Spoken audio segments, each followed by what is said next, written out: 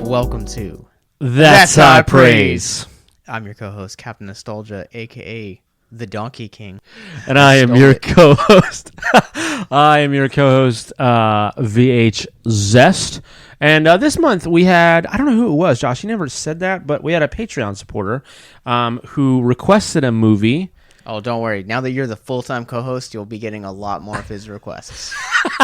I love his requests. Oh, who is this guy? His name is Matthew.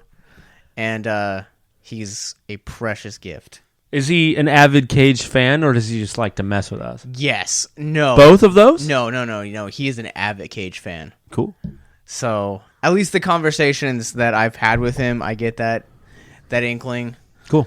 But yeah, so I feel like I stole your thunder. You were starting to say something. No, yeah, we were going to watch a different movie in light of the season. That movie will wait.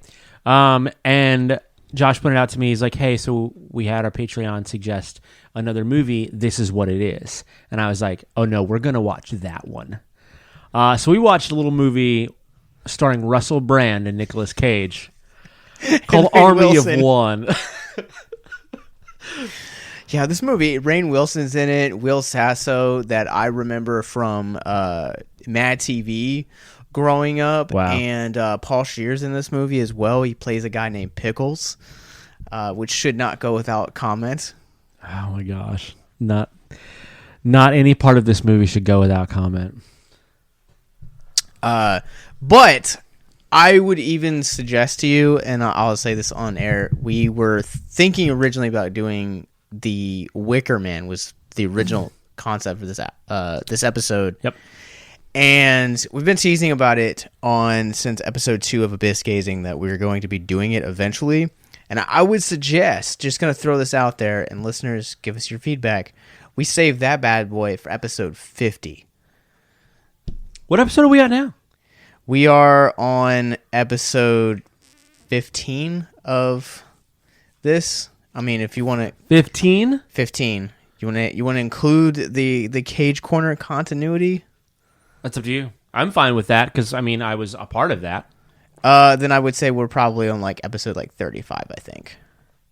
We did 20 more? Yes.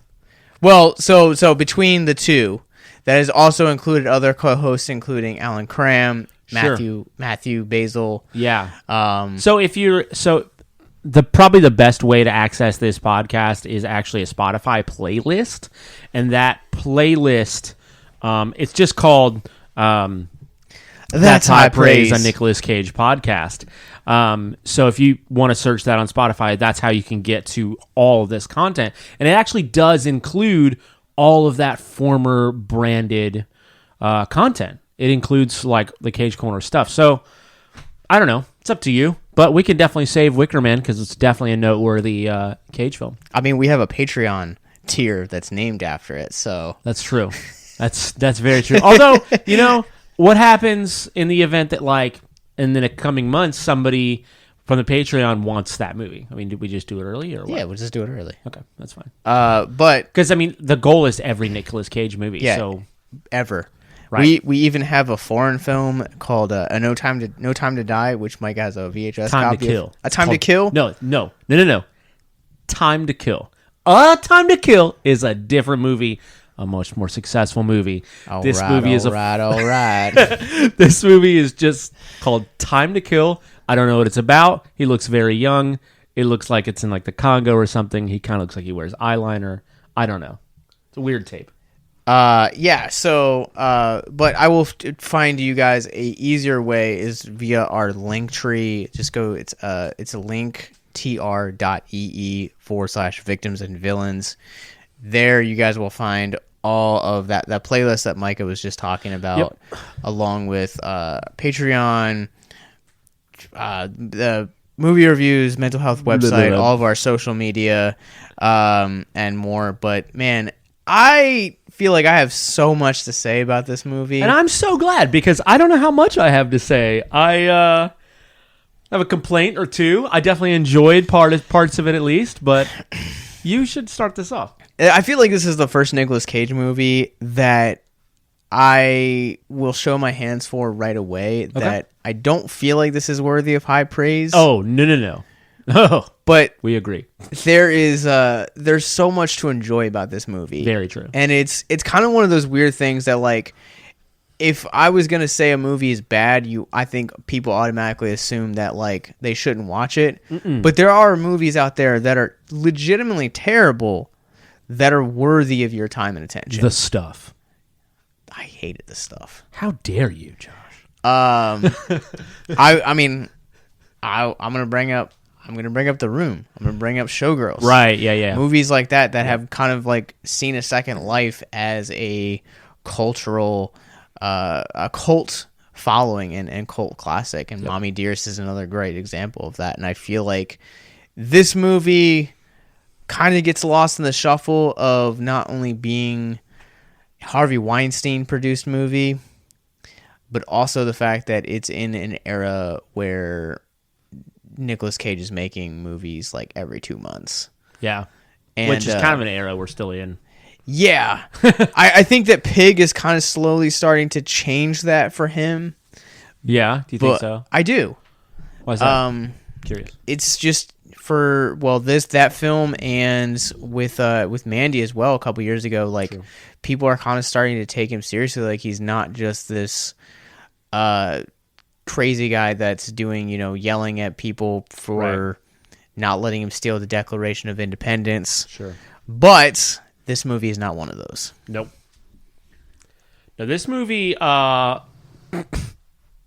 is endearingly based off of a true story, which I did not know starting it and was kind of reluctant to learn during it. Well, let's get into the true story behind this. Yeah. One. So I guess while I'm looking up the true story, can you like kind of give us a rundown on what the movie's even about? Yeah. So basically, there's a guy. His name is Gary Faulkner. He's a real person. You can look him up, and this character is played by Nicolas Cage in the film, and he's basically like. I think Nicolas Cage does probably caricaturize him a bit, just a bit over the top, but effectively, But he's this guy who's very much just a conservative American nationalist type. He's all about the people, power for the people. He's he doesn't have great things to say about the government, but he wouldn't say a bad thing about America. He's one of these guys. And so he has bad kidneys. I would also like to point out that this movie has a very George of the Jungle-esque narrator, which was... I didn't even put that together. Yeah. Which was like weird to get used to. And so one of the first things the narrator says is that he has bad kidneys, and so he has to have kidney dialysis every week, or else basically he will hallucinate. He has to get it. He has to get it 3 times a week. Is it 3 times a week? It's weekly, regardless. Yeah, 3 times a week. Yeah, and so he has to get kidney dialysis, and it kind of keeps him sane. They point out that like his doctors have checked him out, and he is as sane as you or I. He has no mental conditions, but he has bad kidneys, and he can hallucinate because of them, because of the toxins that build up. And so what happens is, and they're not really clear, and I don't think they seek to be clear about the point of whether or not this is a hallucination or not. But what happens is he gets visited by God. Played by Russell Brand. And God... Played by Russell Brand. Tells him to go to Pakistan and get, but not kill, because of course thou shalt not kill, get Osama Bin Laden and bring him to America to be brought to justice. So that is the synopsis for what this movie is about. And the fact of the matter is there's not much more at all to it. So basically everything Micah said is true. The movie definitely embellishes a little bit because you get to see like through the credits, like you get to see about like how Faulkner like actually had success in the media very briefly, and like the way that Cage plays him is definitely a caricature. Yep. There's even a moment in the movie where he's talking specifically about being like a consider for a biopic, and like who would play him, and he's like they were saying, who'd they originally say? Do you remember? Oh man, I don't remember. So they give a couple actors before, and then, like well-known actors. Yeah, well-known actors, and then he's like, no, he's like, I want Nicolas Cage to play me. And he's like, don't you think I look like Nicolas Cage? Like Nicolas Cage in Con Air? That would be great. No. But then he also talks like... Oh, the whole time. The whole time. He talks like the mole. He uses his like mole G-force voice, it feels like. He's very like high-pitched, and it's hard to describe. Yeah, it's very much like if I do it, it's going to sound more high-pitched than he did it. But it's kind of very much like this, where it's like, oh yeah, like, I'm all about America and the people, and we got to go get Bin Laden and all this stuff. And it's kind of like nasally, almost childish. Kind of almost sounds like, the nasally, but like the almost kind of like as you're coming down off of like helium. Yeah, yes. Yeah, like the whole time. It sounds... But it very much sounds like, wow, this is a voice that Nicolas Cage can make. Like, it doesn't sound like faked. But man, he holds it up the whole movie, and it might be the best part of the movie. It's so funny. Nicolas Cage is definitely the best part of this movie. The best part of this movie. And Russell Brand. All right, so Gary Brooks Faulkner. There's not a whole lot about him on the internet that's like about his like life story. However, or like details about his life. However, he is most famously known as a Colorado construction man who tried to hunt down Osama Bin Laden, as you said. But in the movie, he does it solely with a sword. In real life, it was a sword and pistol. And the pistol is actually a part of the reason why he's in jail now, I believe. Rip. He is now, he's in jail on a weapons charge. No one has posted bail for his upcoming trial, and that was from 2011. 10 years. 10 years ago, and 5 years later, the movie would be made. Like all these like news articles, when you search Gary Faulkner, are all from like 2011 to 2010. Like, so it's like between those two time periods. But before we get into this, there is a Reddit thread here. What if Gary Brooks Faulkner succeeded in his mission to kill Osama bin Laden? Do you want to go down this rabbit trail? I kind of do. Okay. So somebody should start a Patreon or get on change.org or something like that and like petition to raise money for his bail and just see what happens. Just let him out and see where he goes. Maybe we'll get a sequel out of Nic Cage. So, are you ready for disappointing? Oh, yes. So, Please. there is this is a subreddit, but there's no comments or no interaction on this post at all. Oh, no. So, let's just fantasize. Let's just talk about it for a few minutes. Yeah. Because, I feel like our conversation might be a little bit more lively than the movie was. Yep. So I don't know, man, because it's like... It's such a difficult terrain to walk, especially being both men of faith. Of like, what if God told me to go to... Well, in his actual true account, was it a God thing? So that's the thing, is like there's not enough information that I can find on the internet. Like, at least not like, the way that we've podcasted where we're just going from the movie right into the thing. Yeah. If I had like a week or so, like I could probably come a little bit more. Because that could have only been a movie-only thing, and just to like create like plot development, it could have just been like a really great device. And it was really effective. But even without that notion, what would have happened had just some guy been able to capture bin Laden? That's such a weird thing to make a plot device, though. Like, because at that point, like, you almost kind of take who Gary Faulkner is and you fictionalize just every aspect of him, because they only sent him in to half the weapons. I mean, half of two, but yes, good. They only sent him with half the weapons. Like, there's, I don't know, like, I feel like it's a little bit more of a compelling story if someone's like, yeah, like, one day I was watching the news and I got tired and impatient that, you know, the search was taking too long, so I decided to take matters in my own hands, you know? But the fact of, like, God told me to do it is, like, an interesting angle to take it at. Again, though, like, it may have just been the whole... Because they didn't really talk about this a lot, but he was apparently prone to hallucinations. True. And it could have just come down to that right there.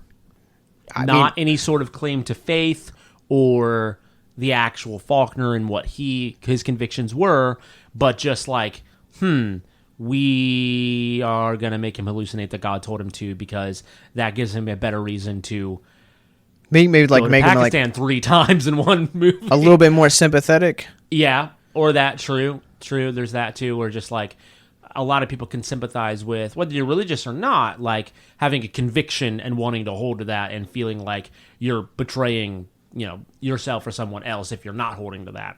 True. So, like, it's interesting. It's an interesting question that Reddit poses is, like, what would happen if this, like, singular, like, citizen, like, basically got in, like, beat the government and, like, these, like, armed forces to it? Like, how do you think that would have, like, I mean, I feel like that would have impacted, like, either American pride or, like, some point of, like, financial I don't know. I mean, I feel like... I don't feel like the press would have been negative about it, or at least not about him. I think you would have had your what you might call your naysayers and people who are like, wait a minute, why couldn't the Marines do it? You know, why couldn't, you know, like the SEALs do it? Why could this guy do it? What's our government and our armed forces doing? Why couldn't they keep up with this guy from Colorado? You know, you probably would have had those people. You probably would have had people who didn't believe that he was just some Joe Schmo. You know, people who were like, no, he had to have like an inside man, or he had to have like some training or something. You know, but honestly, overall, I think that like he may have been given a Nobel Peace Prize. I think he almost definitely would have been like... You think so? I think he would have been recognized positively. I think it might create some questions that people didn't want created. Yes. But I think he would have been recognized positively. Yeah, Faulkner's story is really interesting to kind of take into consideration, especially the fact that this movie acknowledges that there was an active CIA presence in Pakistan, while he's doing all this.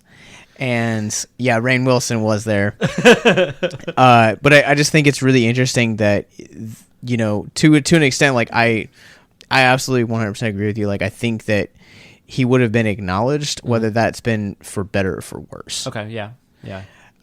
Because I think, like you said, like I definitely think that you would have...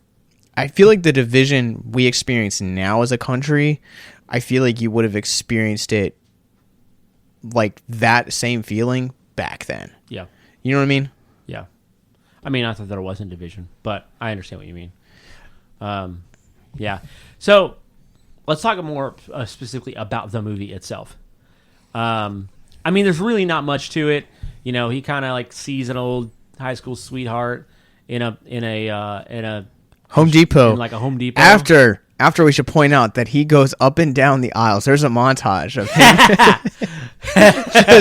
just going up and down, like, and telling customers like why they shouldn't buy toilets and shower heads from foreign countries.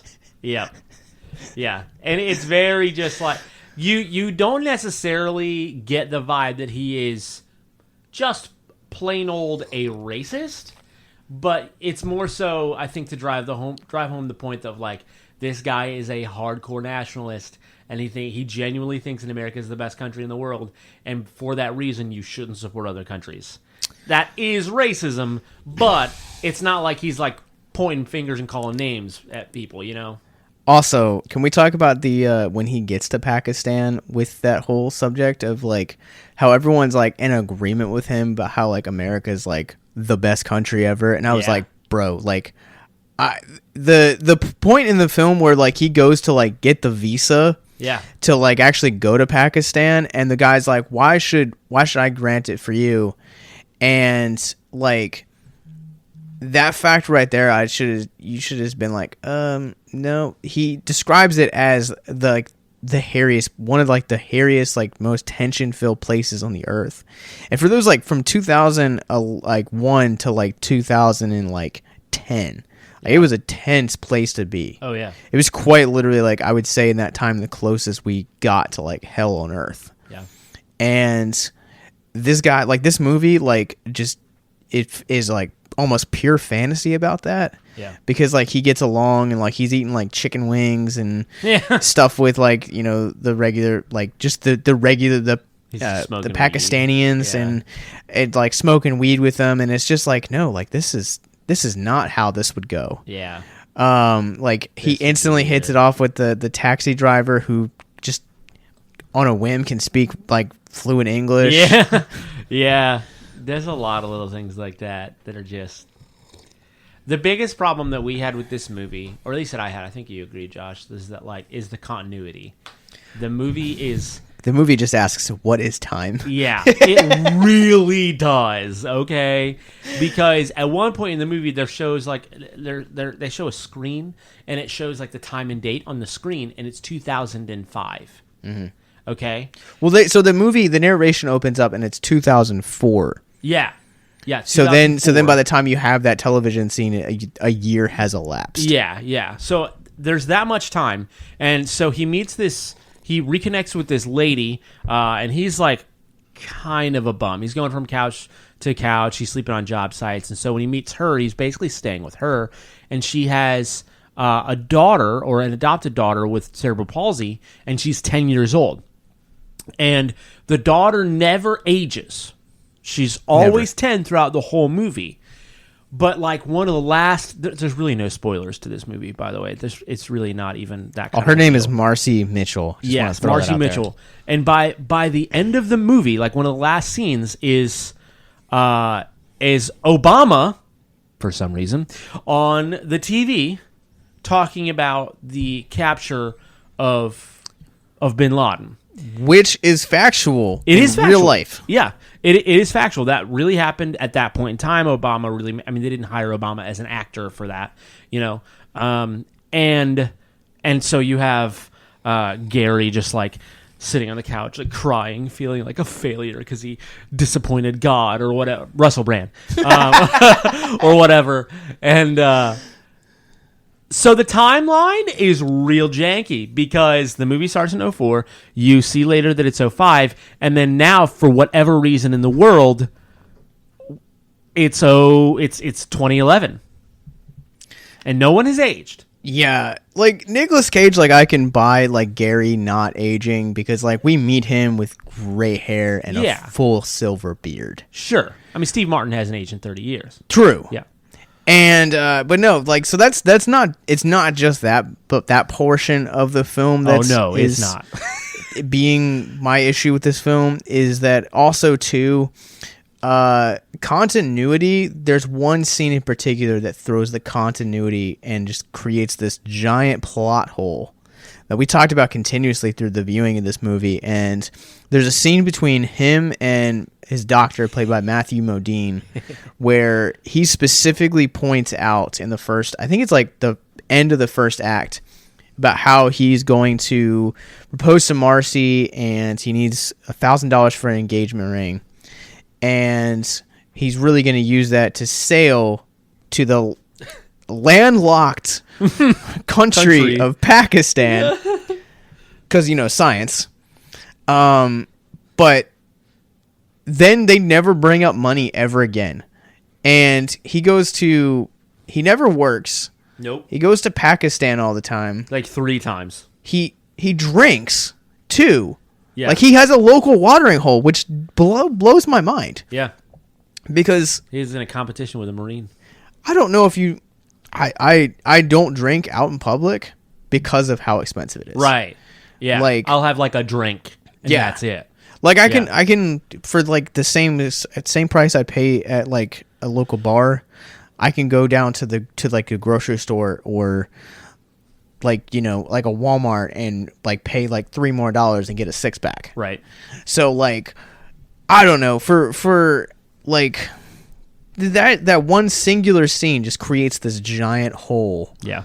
And then he ends up staying in Pakistan for like a month and a half. Yeah. For a long time. Like they end up. And he gets robbed. He does get robbed. Yeah. At some point, it's like halfway through the second act, they give you day 1. And he wakes up in his hotel room in Pakistan. And they go all the way to day 31. And he's just doing. He's just walking. Kind of nothing. Yeah, he's just walking around, making friends, smoking weed, like jumping every time the like there's like an announcement outside in the morning. Scooter jacking people. Yeah. Like it's just insane. And there's so many little. Again, the narrative isn't super strong with what's happening. Again, continuity. Oh, you want? Okay, continue your thought. thought. Yeah. So like. There are so many little scenes. There'll be a TV around, right? And God, played by Russell Brand. God will pop up and played by Russell Brand, and he'll just talk on a TV. And so there's just like one scene where Osama Bin Laden is in a cave. And he's like talking on the TV, and he's like, he's got all these pictures, and he's talking about like his homeboys and stuff, and he's got like this beautiful gold framed picture of George W. and like all this stuff. And there's one point where like Gary quote finds him, and they're like in a cave, both on dialysis machines, just talking. And he's about to, of course, like draw his sword and fight him. And so things like that, like it's really weird because you never, it's never established whether or not this is like crazy local Al-Qaeda TV or hallucinations or what. The last one with the cave and him being on dialysis is a hallucination. But yeah, it's frustrating. It's a blast. It's so funny and fun, but it's almost off-putting how frustrating it is. So let me just throw this out there real quick, and I want to give credit where credit is due. Sure. Amar Chadha Patel, and if I mispronounce the name, I'm truly sorry, but he plays Osama Bin Laden. I hope he listens to this in this movie, and I would love to sit down and just ask you questions like about this, because like I don't know, like when you think of like terms of like biopic, like no one's like knocking down doors to play down this like known terrorist. That's true. But he does such a great job and like makes the character his own. Like there's like a very like satirical edge to his performance, and he's one of the highlights of this movie for me. But that scene in particular that you're talking about, where like they both have like the same exact swords, except one's black and one's white. And they're just chilling against like this like stack of like money. Yeah. Like I'm just like, dude, you live in a cave. Like, what do you need money for? Like, yeah. And like, why does it like? I don't know what kind of like currency they have in Pakistan, but it looks like American. Yeah, I mean, when he gets robbed, he's like waving around American dollars. No, I think he was waving around Pakistani money. Okay, you can't tell the difference. They never really show it. They do. It's a blink and you miss it kind of moment, because he actually ends up tipping one of the hotel people to carry in, and like when he goes to like pay for it, like you can kind of see that they like he takes this roll and they open it up and you can see that it's not American money. That's right. But yeah, so speaking of time, man, like so the way that we did this movie was we streamed it, and we sat down for dinner to watch it at the start, and both of us were like kind of hungry about like a third the way through the movie. Yeah. And so when I paused it to go like for us to go get like more food, I paused it with the intent that this movie only had an hour left in it, because so much had happened. So much. In the first half an hour. Like he's already gone to Pakistan by plane once. Or Israel. He went to Israel. Yeah. That's right, because he wanted to take a what are those things called? He'd gone. Oh, the hand glide. The gliders. Yeah, he buys a hand glider in like a Dick's Sporting Goods or something, and that's such a better way to describe it. He's talking to the guy, and he's like, "All right, so that hand glider. All right, so I want to get like a boom box and attach a boom box to this hand glider and glide into Pakistan because I'm gonna go get Osama Bin Laden. So, what kind of music do you think I should play for inspiration?" All right, right now, like what would inspire you if you were in his position? Oh, like, Danger Zone. Highway to the Danger Zone. Are you kidding me? Ooh, that's a great one. Yeah. Ooh. All right. I don't know, man. No, man. I didn't even think. Oh, sorry. No, you're good. I'm gonna go like a little bit like more like left field. So like back in the day, like when when Man of Steel first came out, Yeah. listen to that soundtrack, that score front to back so many different times. But there are several moments in that score that it just like get me pumped and like want to go like. And so like now, like if I'm just having a bad day, like I need something that like I can just like tune out and like but still be pumped. That's my go-to. Nice. That's so, hype. That's great. Unfortunately, that movie was not out at that time, and it's not an option. No. All right, so we're talking about 2004. Man, it would probably be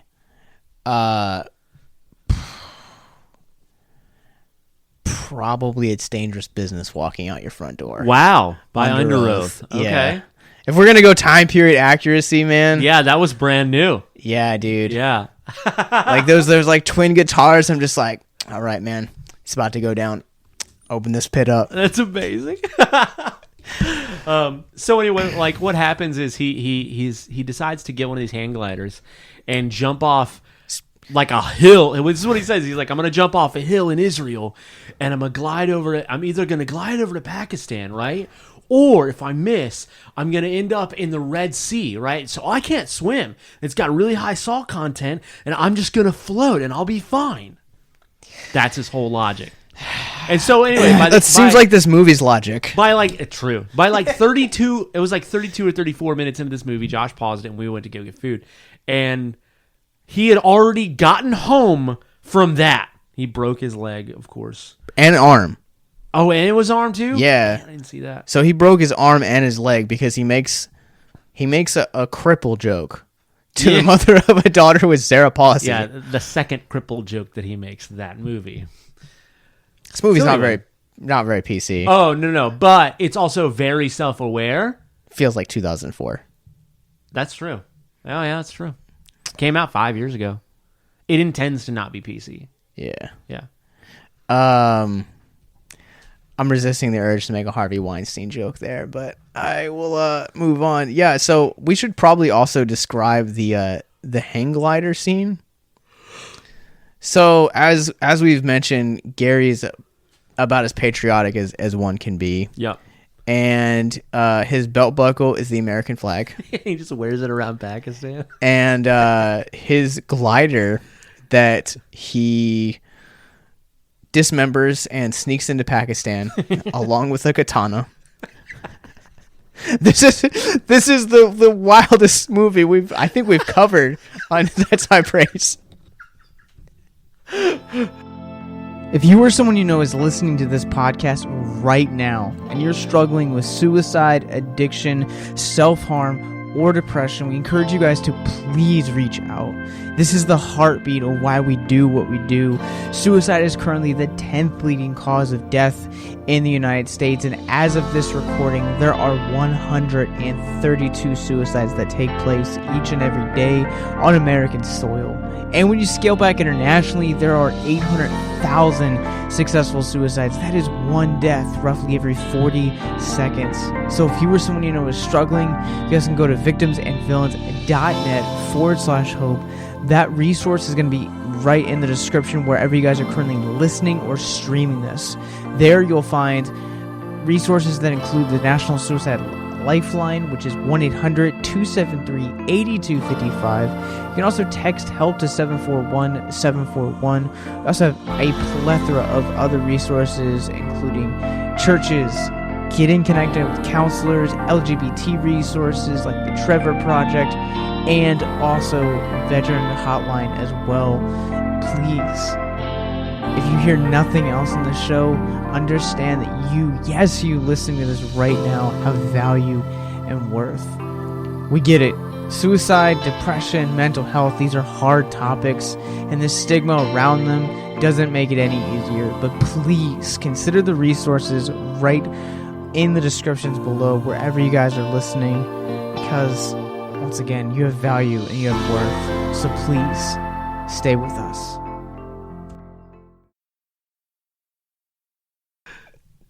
So the hang glider. Is an American flag as well. There's a scene, he's at the airport, right? He's at the airport, and he's got the katana, and the lady at the airport is like, "Sir, you cannot bring that weapon onto the airplane." And he's like, "Don't you understand? I have to go get Osama Bin Laden. I'm doing this for America."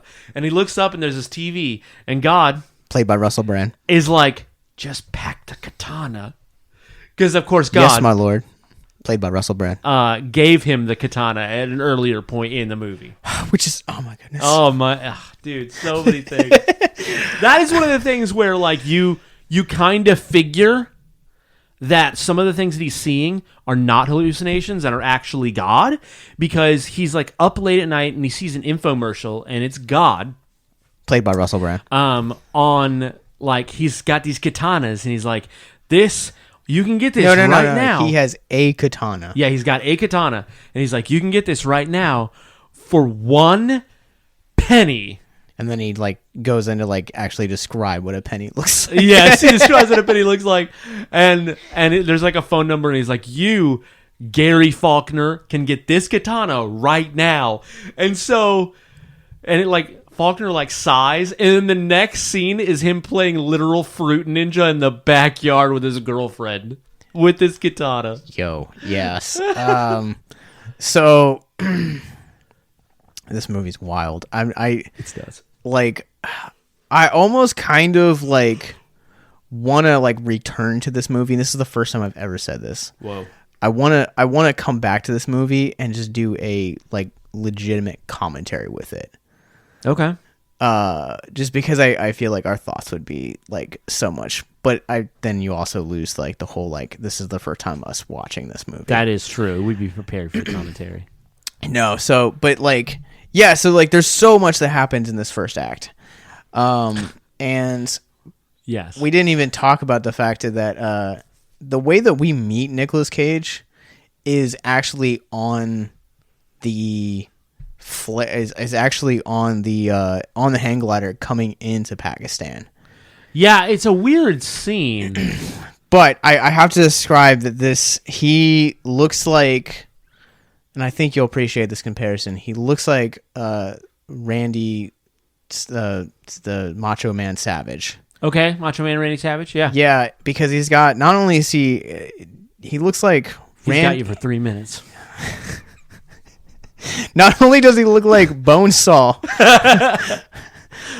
but he looks like Captain America. He does. Like trying to be Bonesaw.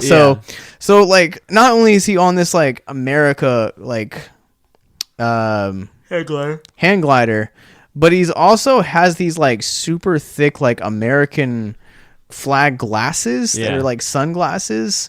And honestly, like I know that they probably couldn't like get the licensing for it, but like a perfect song for him to fly in on would be that song by Toby Keith. We'll put a boot in your ass. It's the American way. Yeah. Oh my gosh.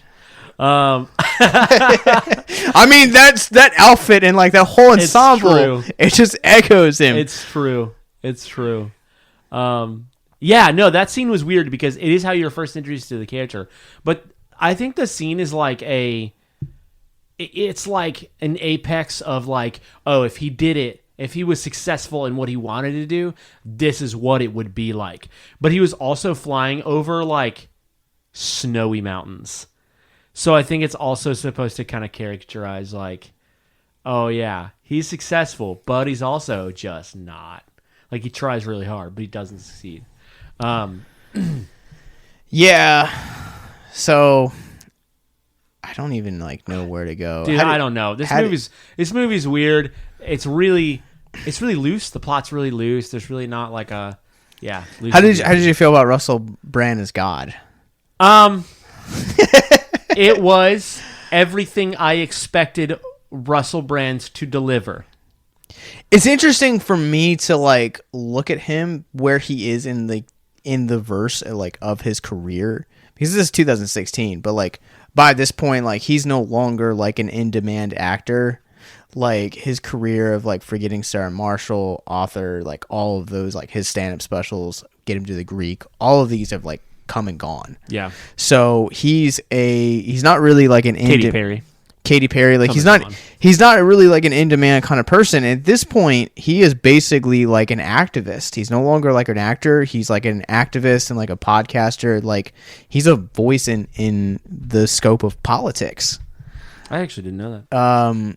And so it's weird that he kind of steps into this role as 2005 Russell Brand and not who he is back then. I think that's kind of what annoyed me about Russell Brand in this role, is that he kind of reverts to old ways instead of kind of giving the audience a little bit something that they wouldn't expect we got with Nicolas Cage. Yeah. Oh man, what we got with Nicolas Cage was incredible. I gotta say, this movie is ridiculous. It's not worthy of high praise from the get-go, but Nicolas Cage's performance is everything. It's very, very good. But yeah, Russell Brand, I don't know. It was fun because it was Russell Brand playing God. But otherwise, it didn't have a lot of charm to it. Yeah, and I guess I also we also established earlier that we're two guys of faith, so I don't want to say that I personally I didn't feel it was blasphemous. I didn't feel I'm not offended. I'm walking away offended. For me, it's just I feel he'd grown so much as a person by the time this movie came out, and I just feel the director was no, we don't want 2004. We want 2004 Russell Brand, not this 2016 reformed, mature version of the character. Sure, yeah, that's true too. But for that, like I said, I really I got what I expected. What I expected was Russell Brand playing God in an egocentric kind of way, that was not really. It's not everything it's cracked up to be. Yeah. Yeah, it was one of those things where it was just when Morgan Freeman approached the character of God, he did so. I think he approached it a lot of how we envision God. Yeah, I mean, he did so very simply and humbly, and it wasn't not funny. It wasn't without imperfection, but Russell Brand, I very much expected, and he very much delivered just this sort of kind of over the top, crass, not dirty, but just edgy sort of, oh yeah, I'm God, so do this kind of a thing. Rather, you had I'm stuttering so much. Whereas Morgan Freeman was just kind of I want you to do this. No, I know that's how you feel. Do it anyway. And he's very bold and stern, but very just treats people like they deserve to be treated. It's interesting too that you brought up Bruce Almighty, because this movie and that movie feel they could have been swapped as far as the landscape of film, because this movie definitely, for it even being a 2016 movie, feels like a 2004 film. It does. And I appreciate the timing and the accuracy that they did with that.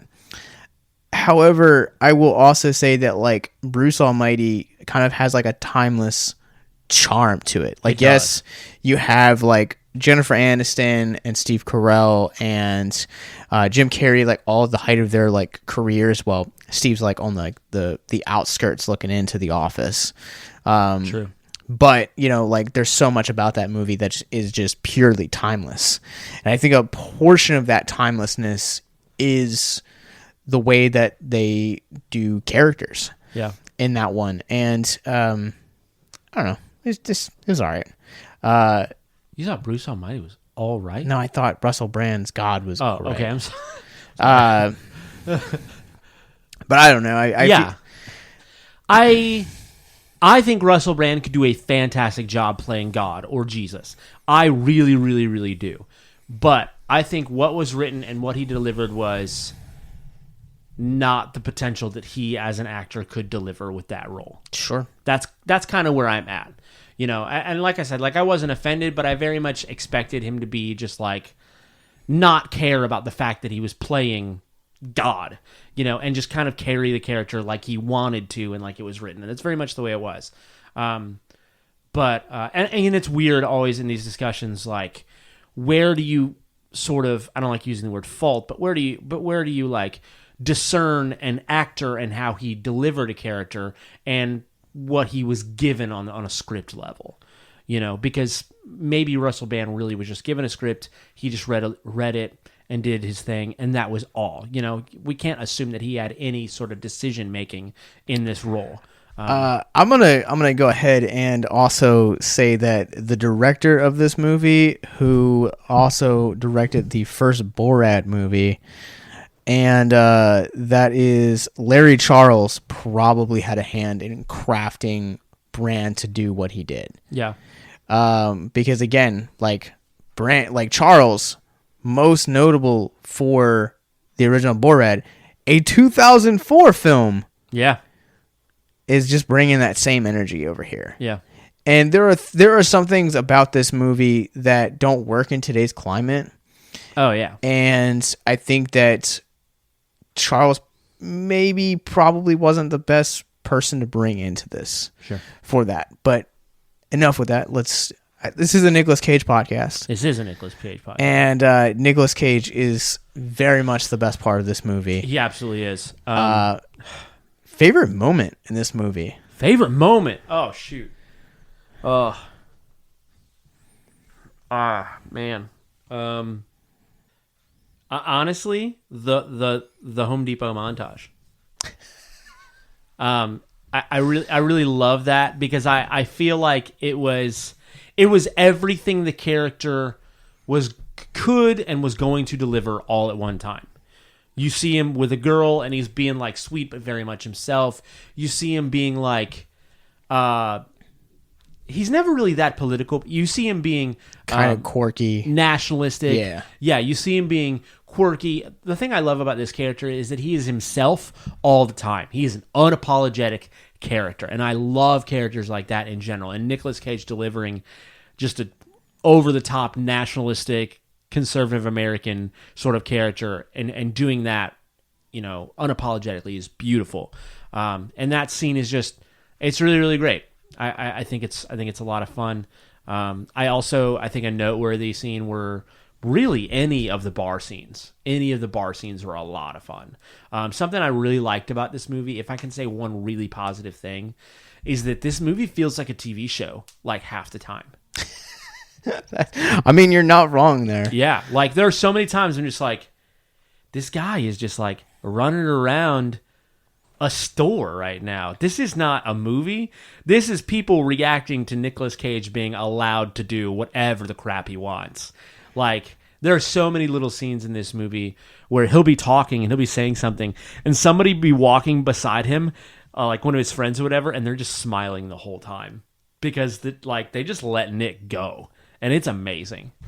So I have one scene in particular that absolutely just is one hand my favorite, but I also have an honorable mention like yours. Yeah. And my honorable mention actually comes from the first time that we see him in dialysis.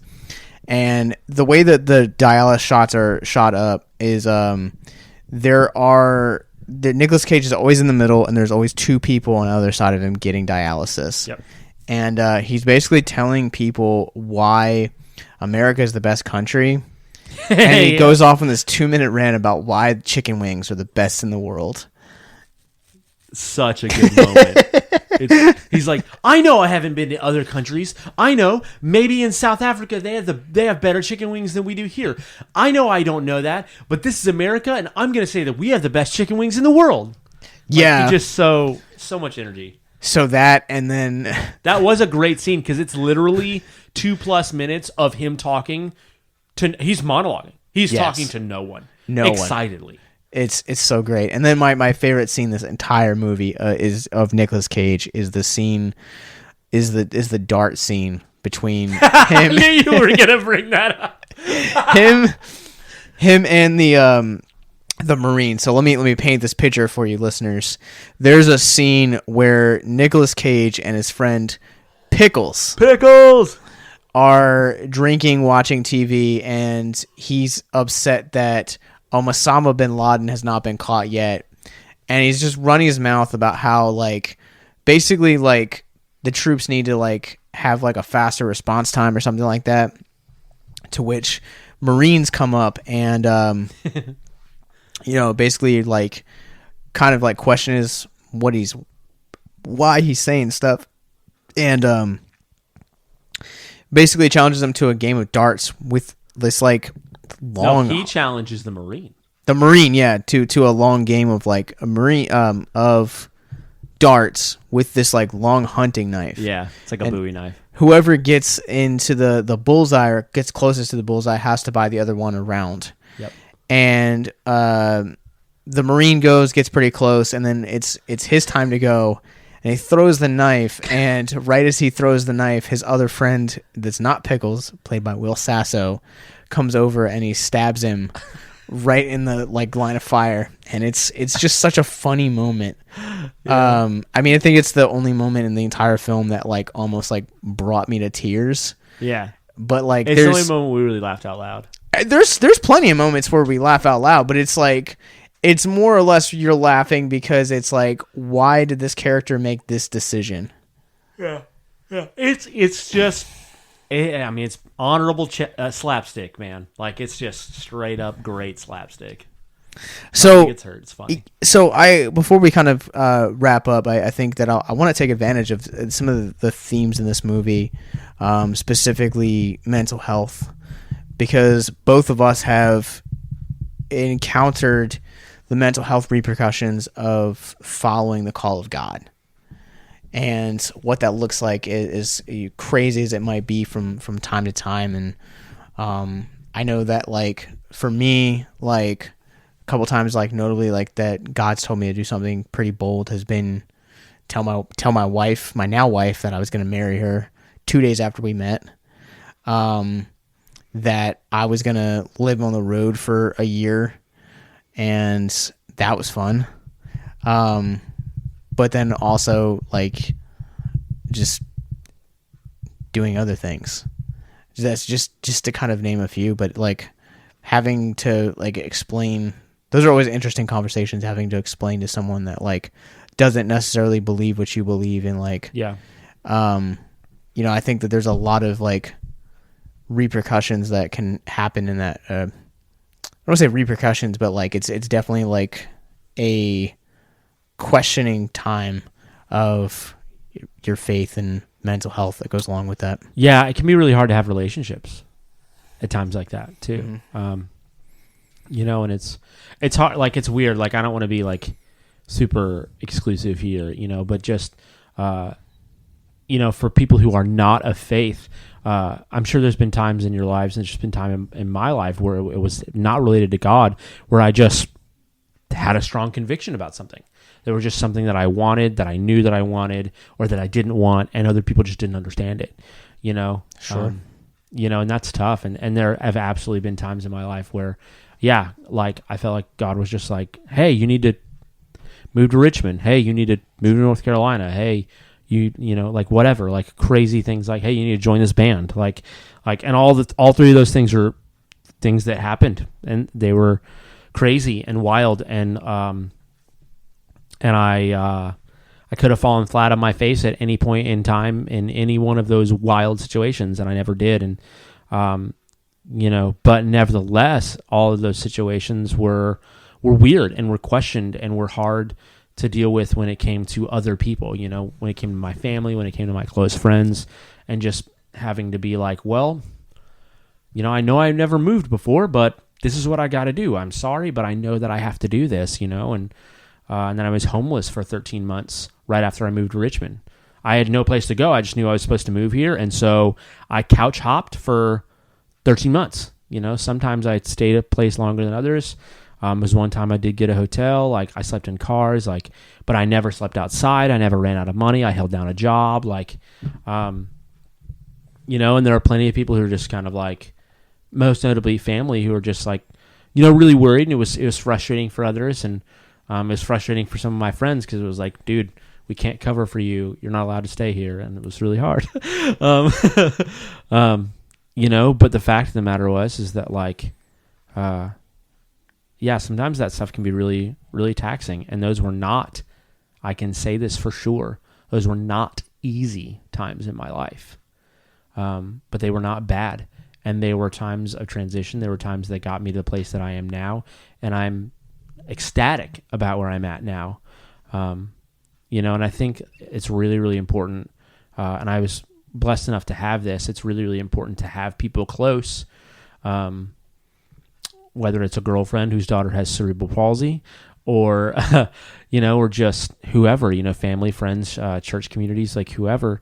It's really, really important to have people close who understand where you are and are willing to support you, regardless of whatever your crazed sounding convictions are.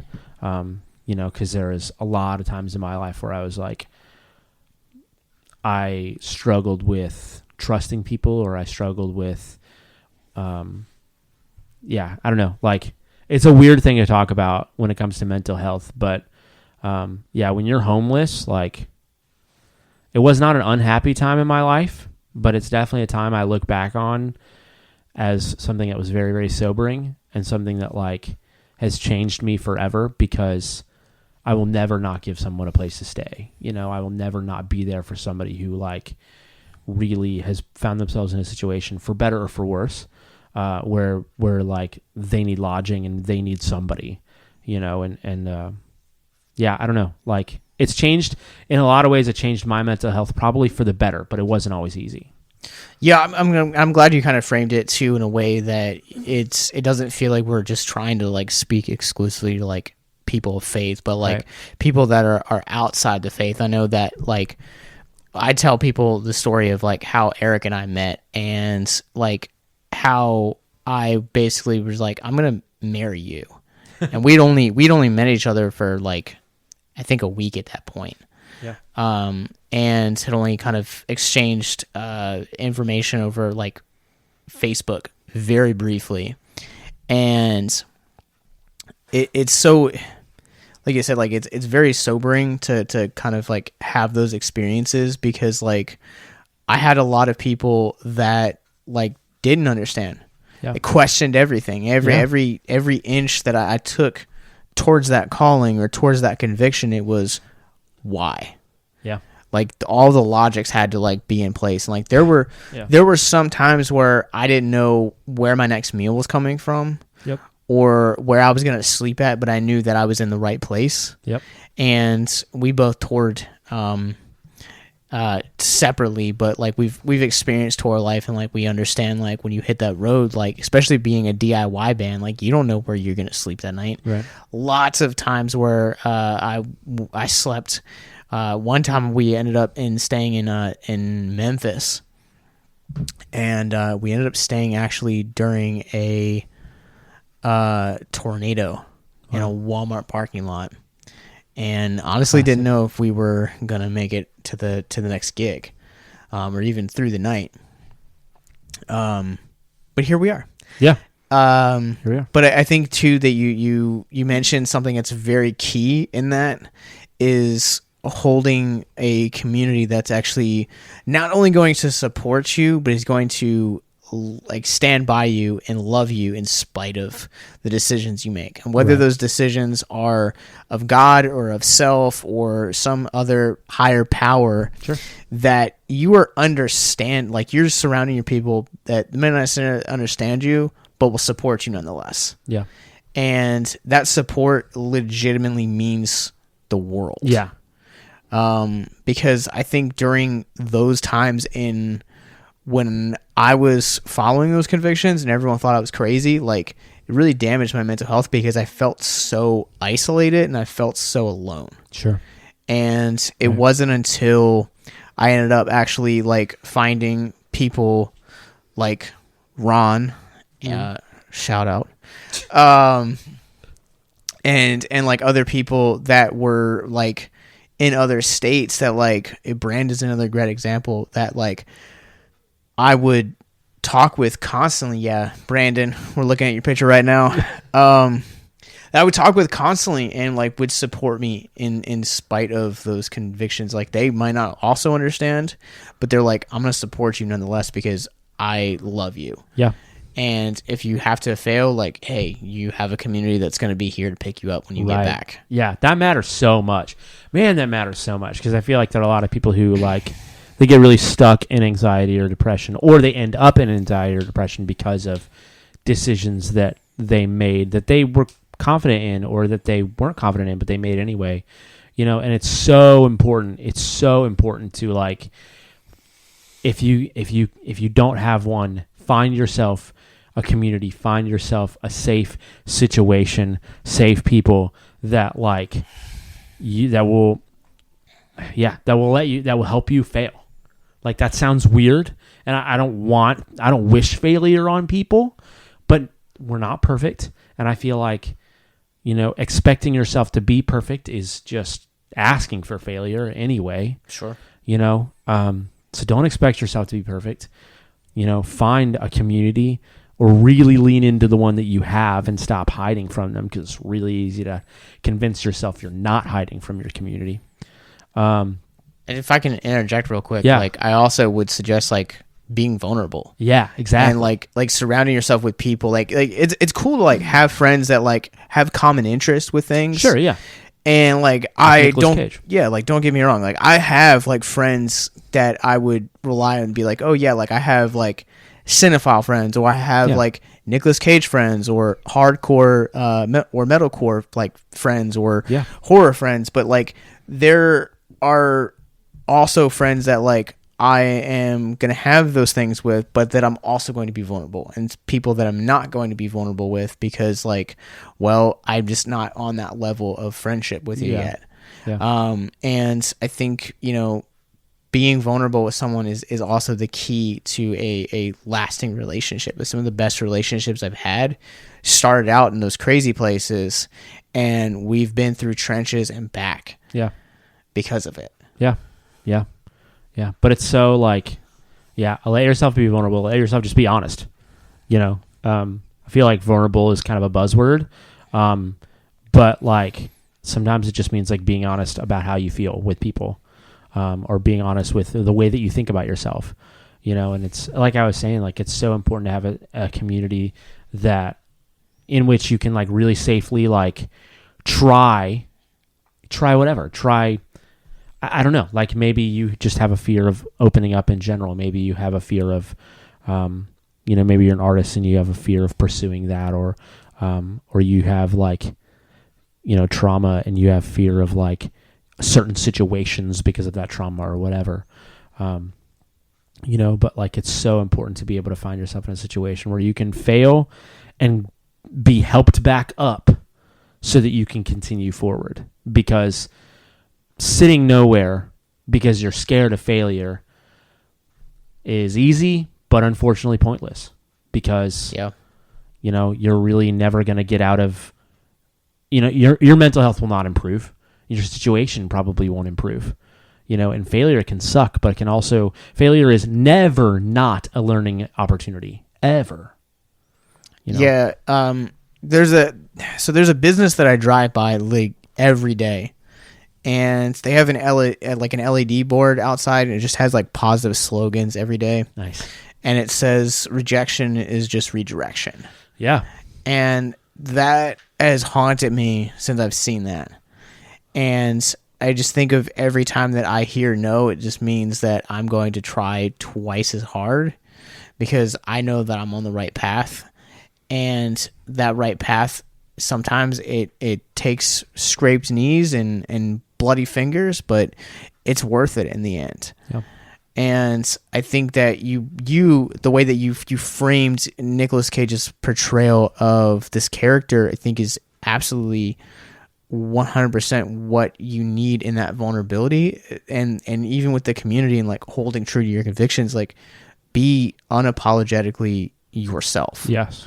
Because I think, and we talked about this during the stream this past weekend of being like, you know, constantly wanting to chase and pursue other people's expectations is just toxicity waiting to happen for your mental health. Yeah, absolutely. Yeah, because at that point you are just like, whether you're meaning to or not, you're kind of making an idol out of the way that people see you. Yeah. And the problem with that is that, like, well, beauty's in the eye of the beholder. People are going to see you differently. You know, and if you live your life trying to please everybody, then you'll live your life losing yourself. Because you're going to have to change from one person to the next. And that's just not fair to anybody, including especially yourself.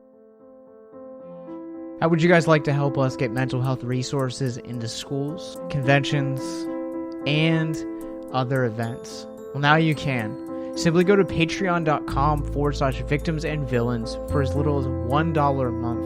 You guys can help us get mental health resources into current and upcoming generations, educate and break down stigma surrounding mental health, suicide, and depression. And you get exclusive content that you can't get anywhere else. And you guys can tell us which Nicolas Cage movie you want us to cover, and we'll do it.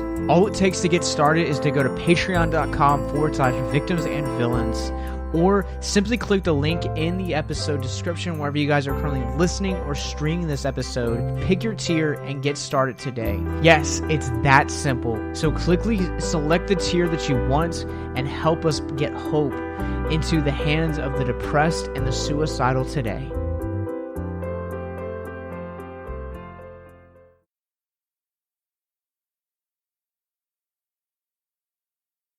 Yeah, and I mean, with that, you also kind of can, you know, I feel like it's that it starts internally, but eventually those expectations and kind of like the damage that you're doing to yourself, it eventually like echoes out to friend groups, potential partners, spouses, you know, that list just goes on and on.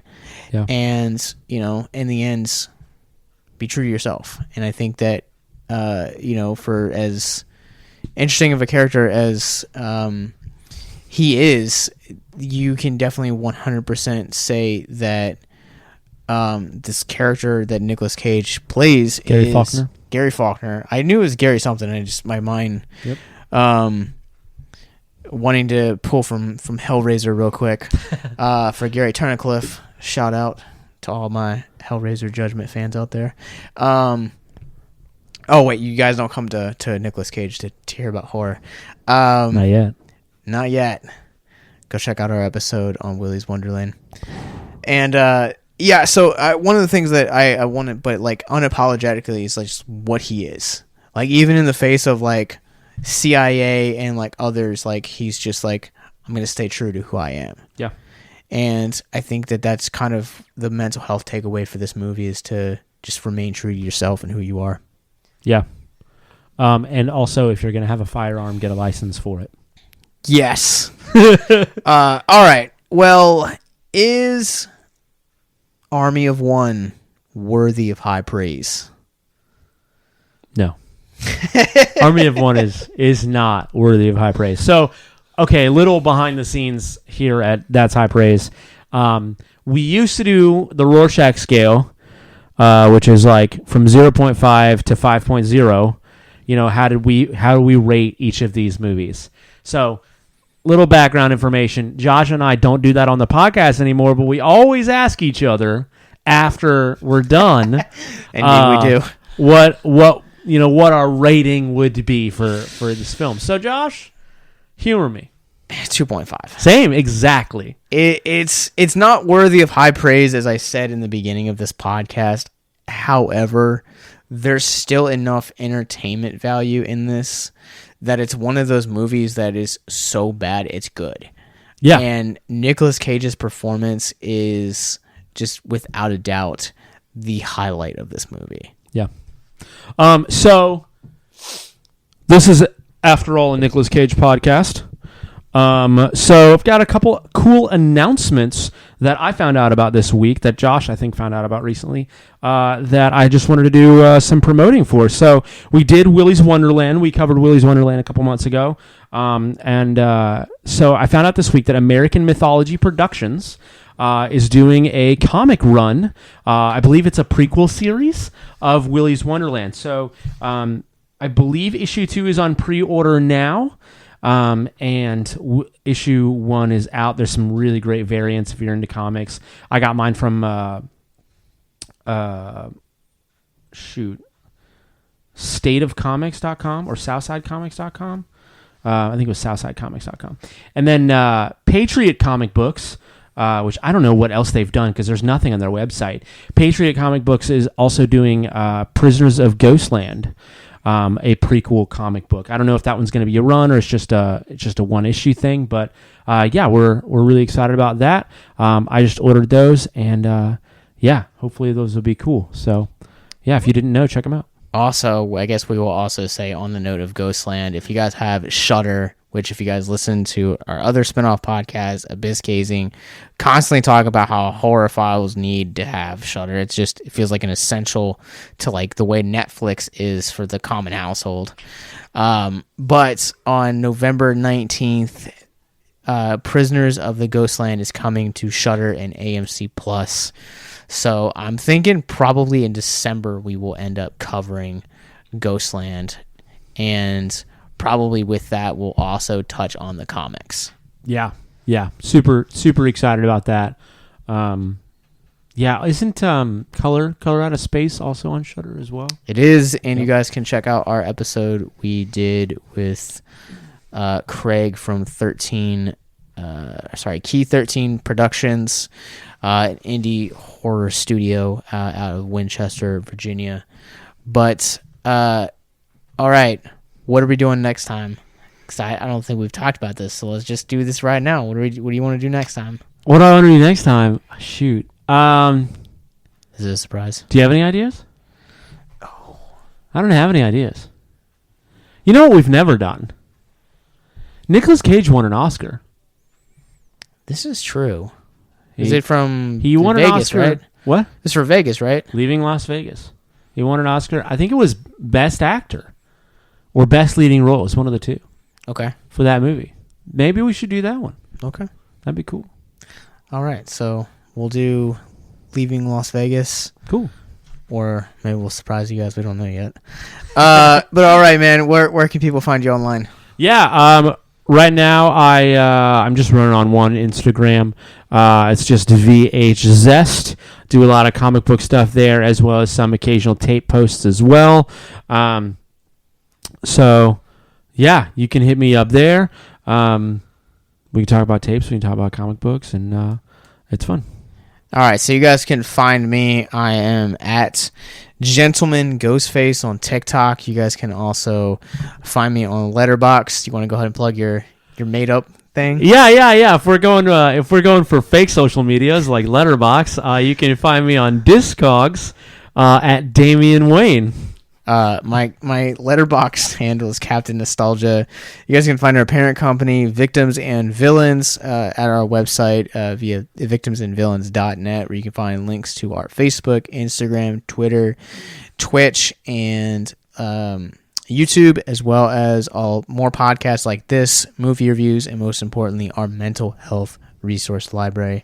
Until next time, remember to keep on caging.